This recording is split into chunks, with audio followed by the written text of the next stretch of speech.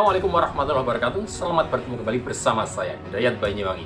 Kali ini saya ingin menyuguhkan suatu video di mana yang Anda menyatakan bahwa Ustadz Yahya Waloni pernah meninggal dunia sebelumnya.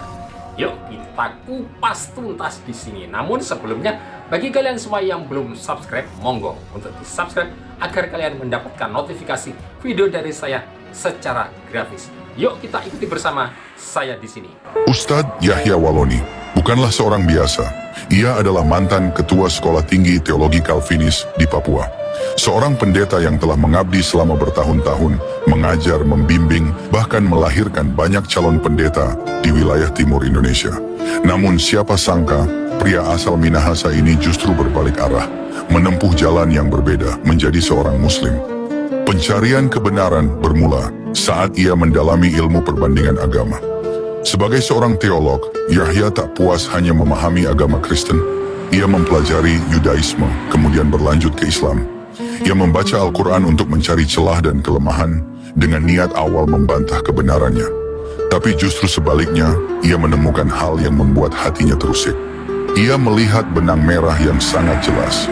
Kisah Nabi Ibrahim, Nabi Isa atau Yesus, dan Nabi Muhammad SAW memiliki kesinambungan yang sempurna dalam Al-Quran. Ia merasa ajaran Islam menyempurnakan nubuat para nabi sebelumnya. Ia mulai mempertanyakan kenapa Isa dipandang sebagai Tuhan dalam ajaran lamanya, padahal dalam Islam, Isa adalah nabi yang agung, bukan Tuhan.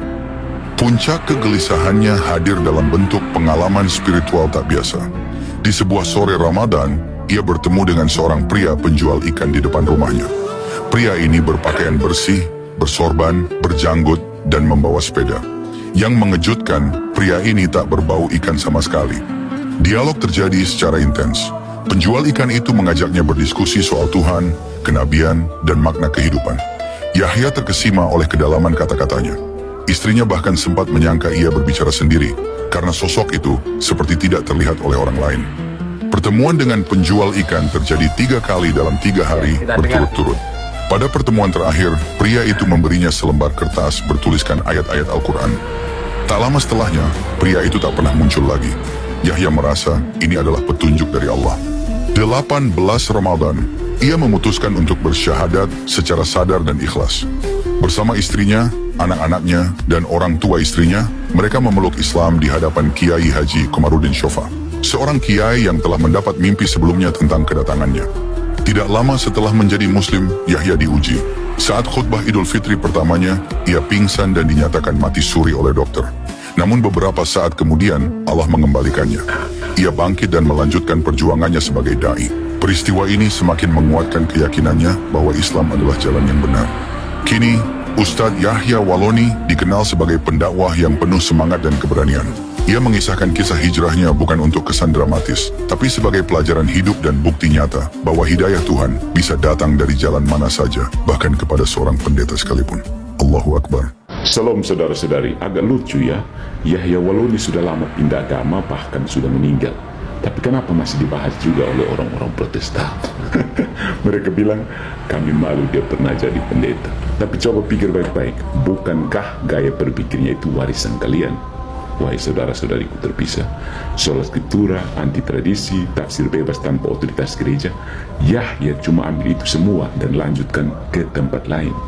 Kalian tanam benih, setiap orang bisa jadi penafsir sendiri, tapi giliran tumbuh jadi radikal, kalian cuci tangan.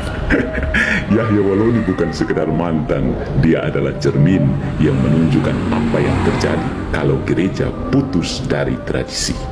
Gereja Katolik menjaga iman lewat tradisi dan magisterium, bukan lewat opini pribadi dan tafsir liar.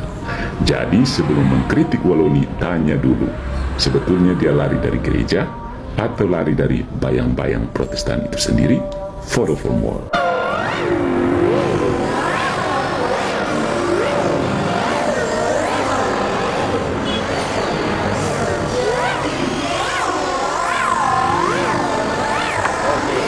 Terima kasih. Itulah tadi video dari saya ya. Bagi kalian semua yang mau komen, silahkan tulis komentar. Dan kita doakan selalu semoga almarhum Ustadz Yahya Waloni diterima di sisi Allah SWT, diampuni segala dosa-dosanya ya. Dan mari kita bersyukur atas nikmatnya ya. Jangan lupa selalu beriman, bertakwa ya. Oke, saya akhiri sampai di sini dulu. Wassalamualaikum warahmatullahi wabarakatuh.